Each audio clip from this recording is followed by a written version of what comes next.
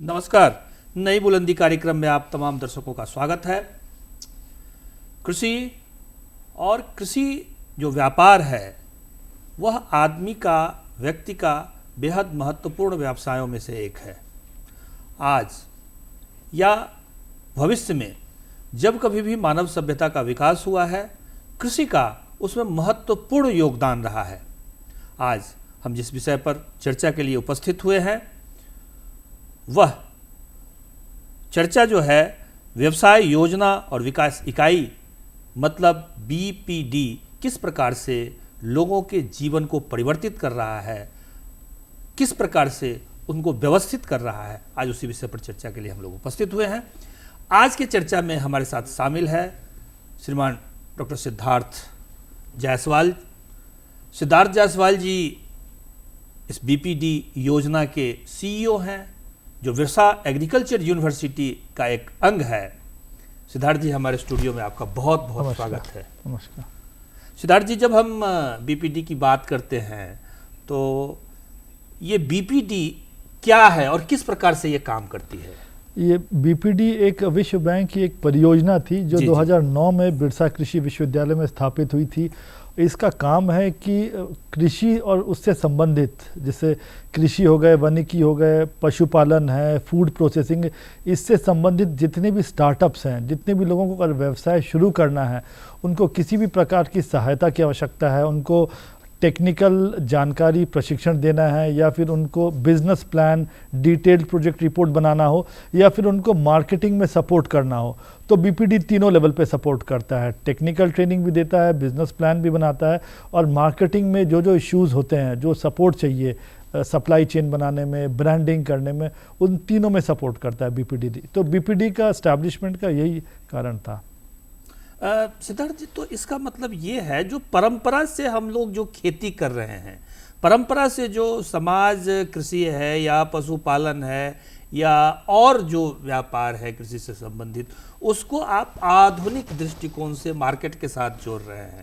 हाँ, देखिए आज के समय में किसानों की जो सबसे बड़ी समस्या ये भी है कि किसान को हम लोग तरह तरह का प्रशिक्षण, नई टेक्नोलॉजी, हर एक चीज़ों का हम लोग दे देते हैं, लेकिन वो किसान को मार्केट में बेचने का तरीका नहीं आता है और उस चक्कर में किसान को उचित मूल्य नहीं मिलता है, तो किसान हतोत्साहित होकर फिर वही पुरानी टेक्नोलॉजी, पुराने सिस्टम में वापस चला जाता है। तो अगर किसानों के इनकम बढ़ाना है, किसानों का डेवलपमेंट कराना है, तो उनको बिजनेस कैसे करना है, मार्केटिंग कैसे करना है, उनको थोड़ा सा सपोर्ट सिस्टम देना पड़ेगा ताकि मार्केट में उनके उत्पाद का उचित मूल्य उनको मिल सके। नहीं मिलता है तो फिर किसान हतोत्साहित हो जाता है। सबसे बड़ी समस्या मार्केटिंग ही है किसानों की। तो इसको किस प्रकार से आप मतलब करते हैं, कैसे इसको किसानों को मार्केट के साथ जोड़ना या किसानों को टेक्नोलॉजी के साथ जोड़ना या किसानों को आधुनिक व्यवसाय व्यवस्था के साथ जोड़ना, कैसे करते हैं इसको आप?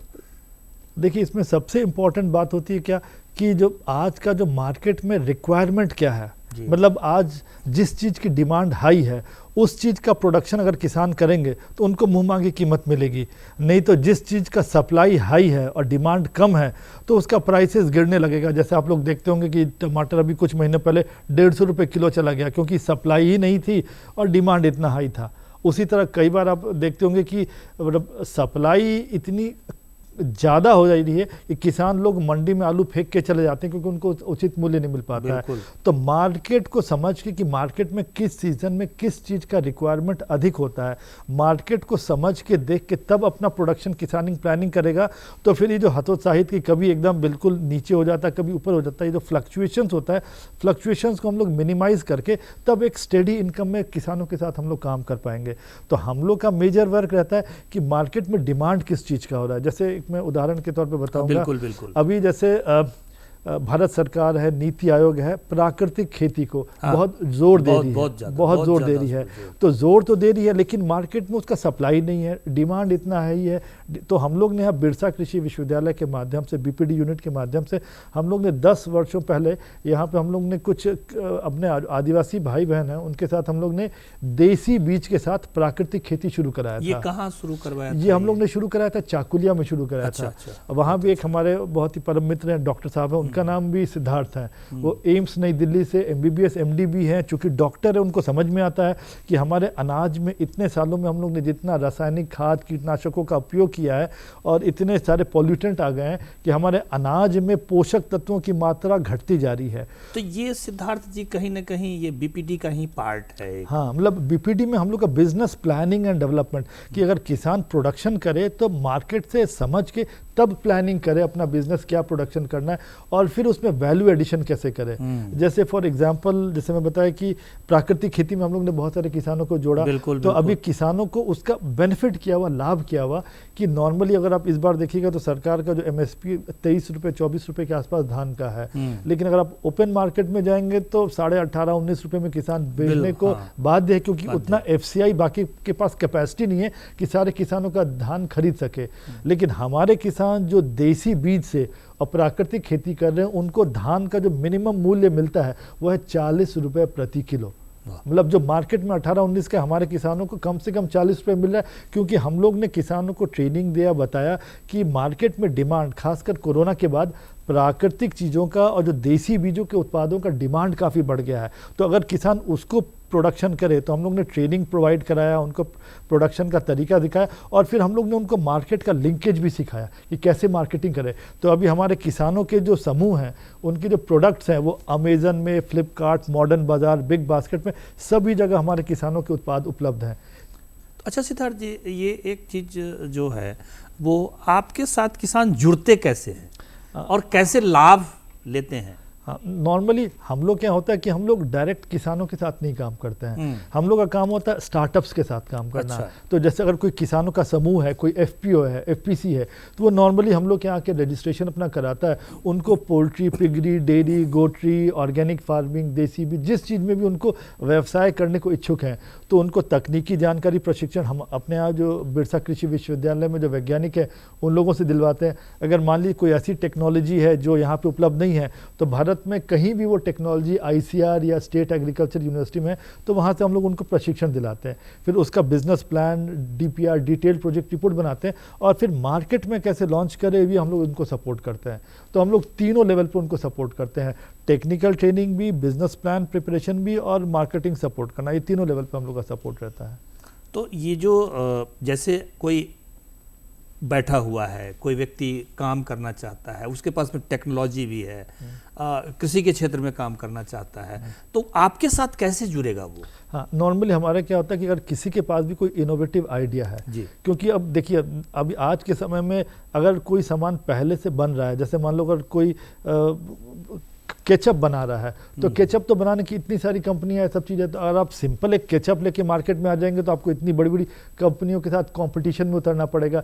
यही चीज़ है, अगर आपके पास कुछ इनोवेटिव प्रोडक्ट है कि केचप में आपने कुछ एक मसाला या इंग्रेडिएंट या और कुछ एक्स्ट्रा ऐड किया है जिसके आपका केचप बाकी लोग से थोड़ा अलग हो गया, कुछ इनोवेशन आपने डाल दिया, इससे सबसे बड़ा फ़ायदा क्या होता है कि मार्केट में आपको अपना साख बनाने में, बेचने में आसानी होती है। तो किसी के पास भी अगर कोई भी इनोवेटिव आइडिया है तो हमारे यहाँ BPD बिरसा कृषि विश्वविद्यालय में आ सकता है और हम लोग से सहायता ले सकता है। सिंपल एक रजिस्ट्रेशन फॉर्म होता है, यूनिवर्सिटी का बहुत पुराना एक मतलब सिस्टम है, वो अपना फॉर्म भरेगा, हम लोग से सपोर्ट लेके हम लोग सपोर्ट कर सकते हैं उनको। और किस किस क्षेत्रों में मतलब उद्यमियों को हम लोग सपोर्ट कर रहे हैं? हम लोग हमारे यहाँ पिगरी के जो हमारे यहाँ जो बिरसा कृषि विश्वविद्यालय ने TND ब्रीड है पिग का, उसको डेवलप किया, उसके लिए काफ़ी हमारे पास एंटरप्रेन्योर्स आए, साउथ से भी आए, नॉर्थ ईस्ट से भी आए, उनको हम लोग ने बहुत लोगों को सपोर्ट किया है। बेकरी यूनिट सेटअप करना है, उसके लिए हमारे पास हम लोग ने एंटरप्रेन्योर को सपोर्ट किया है। पोल्ट्री में भी बहुत सारे लोगों को हम लोग ने सेटअप किया। अभी क्या है ना कि कोरोना के काल के बाद मतलब पूरी दुनिया का सोचने का, काम करने का तरीका बदल गया। बिल्कुल अब लोगों को समझ में आने लगा कि इतना रुपया पैसा होने से कोई चीज़, चिल्ली, पिज़्ज़ा, बर्गर खा तो रहे हैं, लेकिन उससे शरीर को लाभ के से ज़्यादा हानि हो रही है।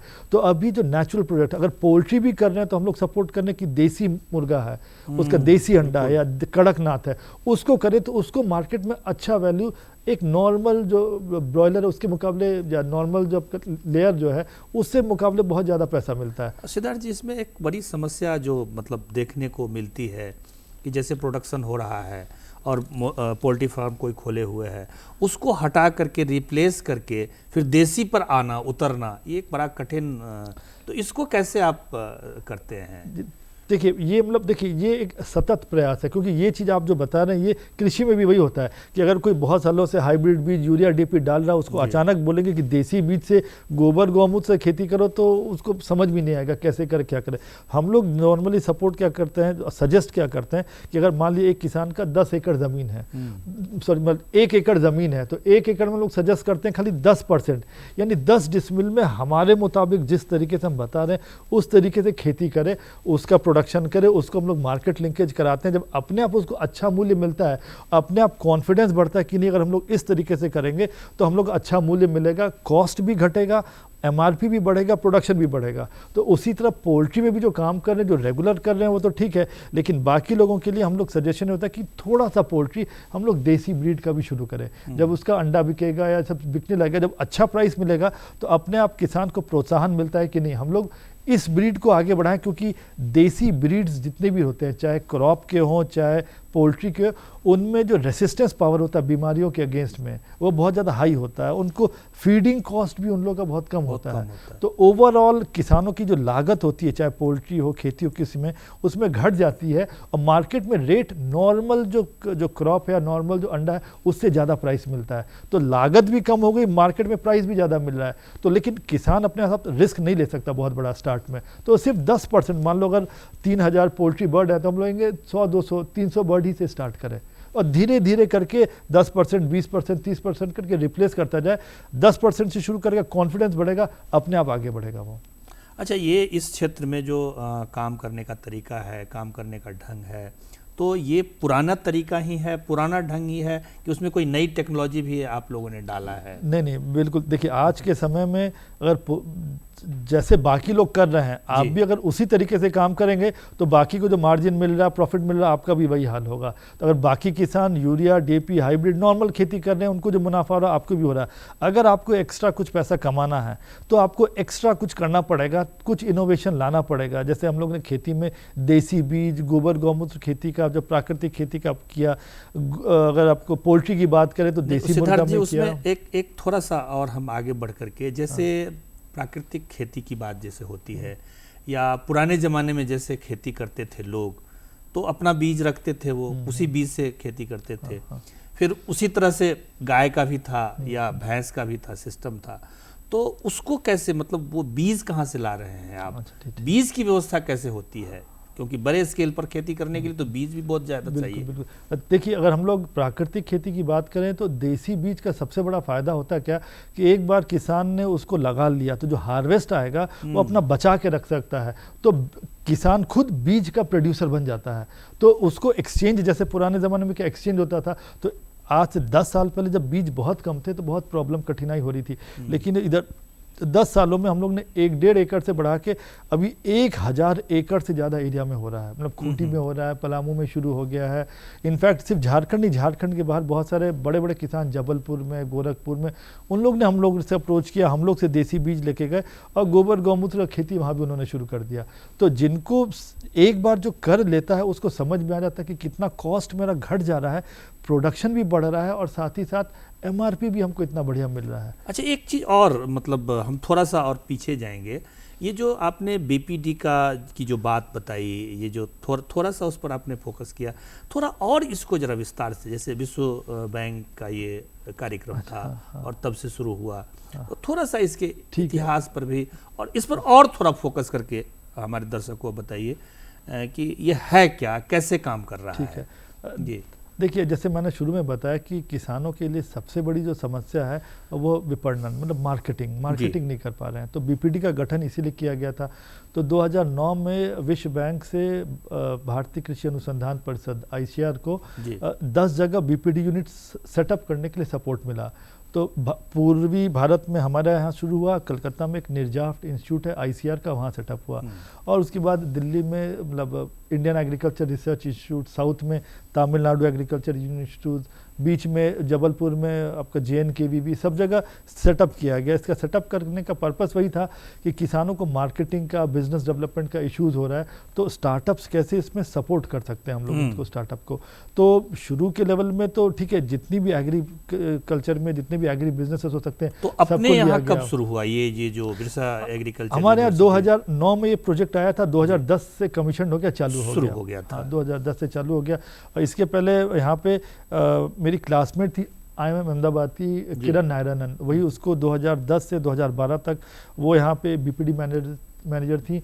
2012 अगस्त 1 में मैं यहाँ पे, तो उसके पहले चूंकि उनका बैकग्राउंड भी काफ़ी, मेरा साथी उन्होंने पढ़ाई की तो उनको आइडिया था। आपका बैकग्राउंड भी तो काफ़ी मजबूत रहा है, क्योंकि आप जैसे IIM अहमदाबाद, फिर दिल्ली यूनिवर्सिटी में रसायन वगैरह काफ़ी आपने पढ़ा है, कई विषयों का आप अध्ययन किए हैं। फिर पटना यूनिवर्सिटी से भी आपने साइंस में वो स्नातक किया है।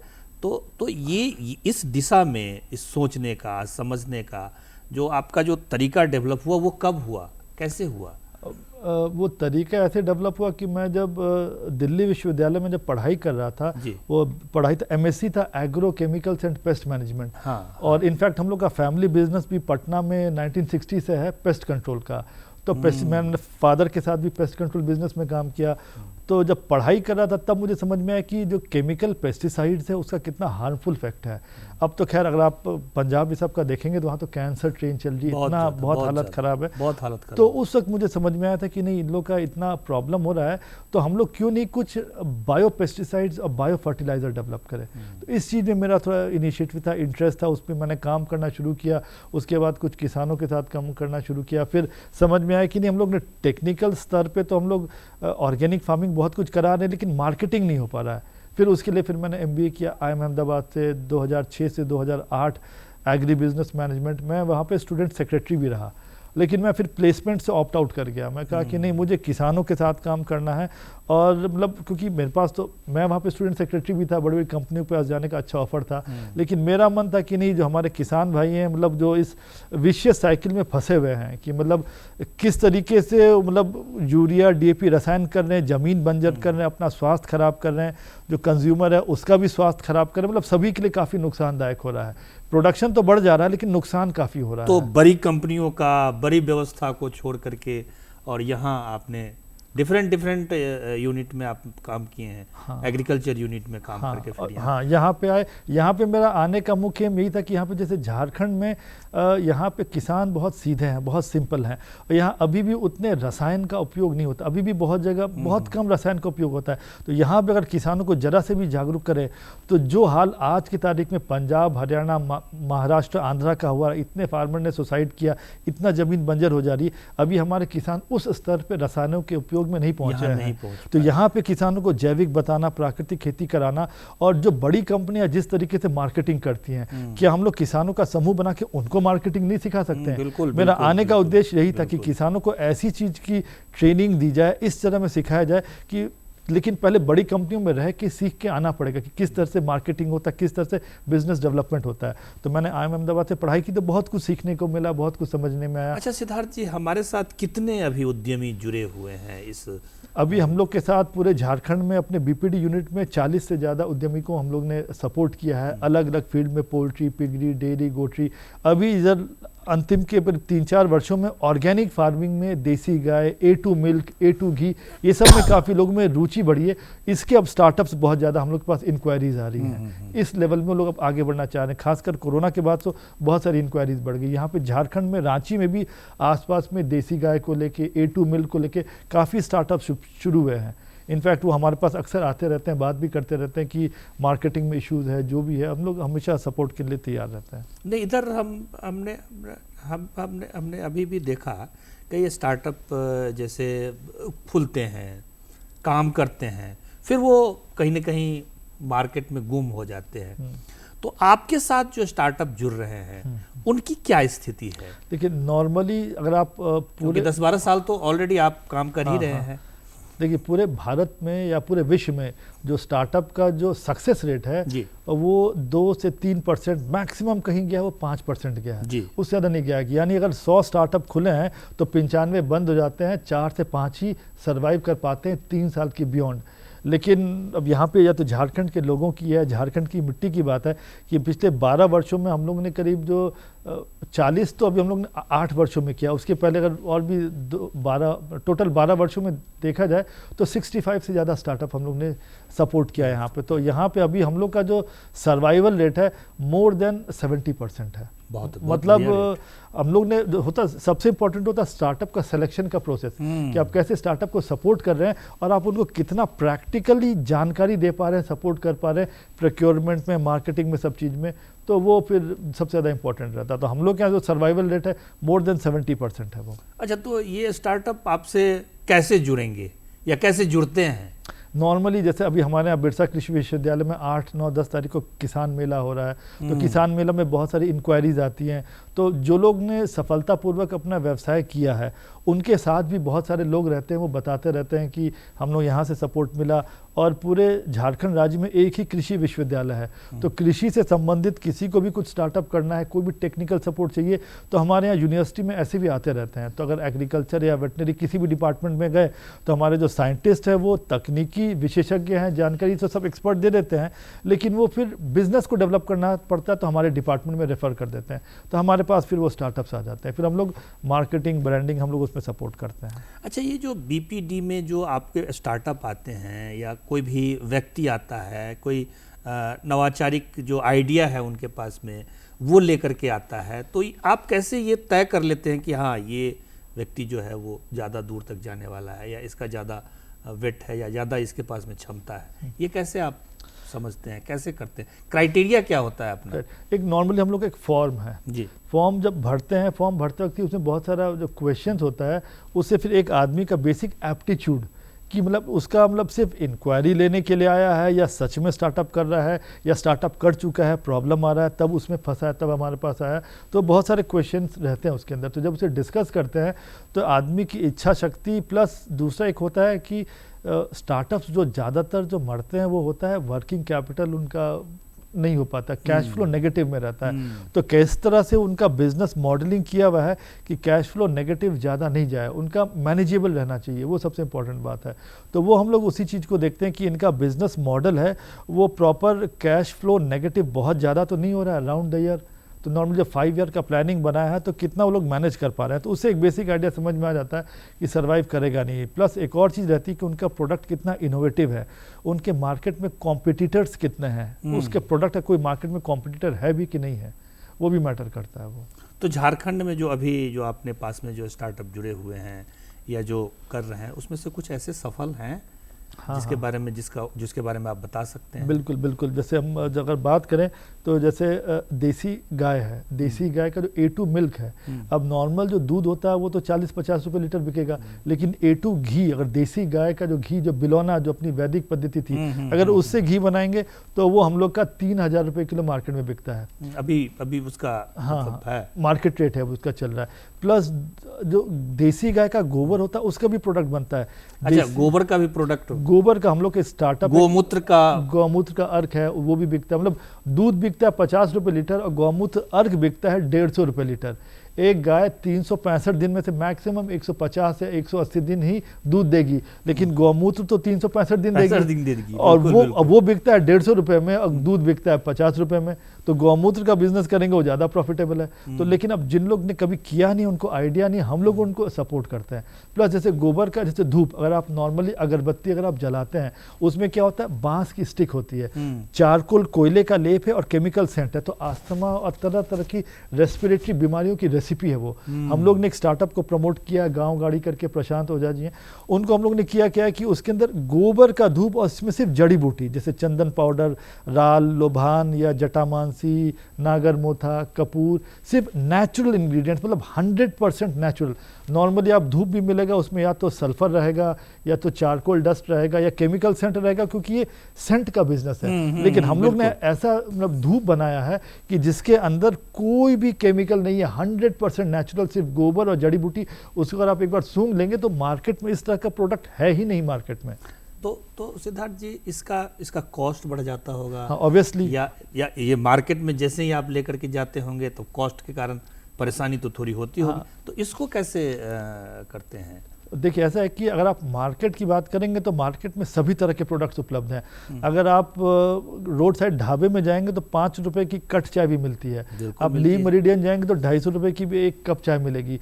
तो उसका भी कस्टमर है, 5 रुपए वाला भी कस्टमर है, 10 रुपए चाय पीने वाला भी कस्टमर है। अपना जो प्रोडक्ट है, अपना प्रोडक्ट के लिए टारगेट कस्टमर कौन है उसको पहले फिक्स करना पड़ता है, और उसके हिसाब से उसकी नीड क्या, उसकी वांट क्या, उसी हिसाब से सारा मार्केटिंग कैंपेन, सारा ब्रांडिंग उसी हिसाब से होता है। क्योंकि 5 रुपए वाले भी लोग हैं आपके, 250 रुपए वाले भी लोग हैं। आपका कस्टमर कौन है? आपका सामान जो बिकेगा वो गांव में बिकेगा कि रांची में बिकेगा कि दिल्ली में बिकेगा? तो मार्केट कहाँ है? मतलब 3000 रुपए किलो घी का भी मार्केट है। बिल्कुल। और सिर्फ मार्केट नहीं है, वो क्या इतना हाई डिमांड है, लोग सप्लाई नहीं कर पा रहे हैं। इतना हाई डिमांड, मतलब अगर नॉर्मल मार्केट में 700 रुपए घी मिल रहा है और फिर भी 3000 रुपए का बिक रहा है और लोग खरीद रहे हैं, मतलब डिमांड होगी तभी तो खरीद रहे हैं, तभी तो लोग बेच रहे हैं। और लेकिन उसका हमेशा ये सब जो नेचुरल प्रोडक्ट्स हैं इनका डिमांड इतना हाई है कि सप्लाई शॉर्ट पड़ जा रहा है। तो चूंकि सप्लाई शॉर्ट पड़ जा रहा है, मार्केट इतना बड़ा है, तो जितने भी नए स्टार्टअप्स और एंटरप्रेन्योर हैं उनके लिए बहुत बढ़िया बिजनेस अपॉर्चुनिटी है कि इसको लोग काम कर सकते हैं। बहुत अच्छा सिद्धार्थ जी ने बताया कि जो नेचुरल प्रोडक्ट है, जो पारंपरिक प्रोडक्ट है, उसके साथ आधुनिक तकनीकी, आधुनिक टेक्नोलॉजी को जोड़ करके हम आज किसान को, अपनी खेती को और अपनी व्यवस्था को, पशुपालन को, मुर्गी पालन को बहुत ज़्यादा समुन्नत बना सकते हैं। साथ ही साथ हम इससे अपने आप को भी मजबूत बना सकते हैं, आर्थिक दृष्टि से मजबूत बना सकते हैं। ऐसे तमाम विषय पर हमने चर्चा की। सिद्धार्थ जी हमारे स्टूडियो में आप आए, आपका बहुत बहुत आभार, बहुत बहुत धन्यवाद। ऐसे ही विषय को लेकर के हम आगे भी आते रहेंगे। तब तक के लिए मैं अपनी टीम के साथ विदा लेता हूँ। नमस्कार, जोहार।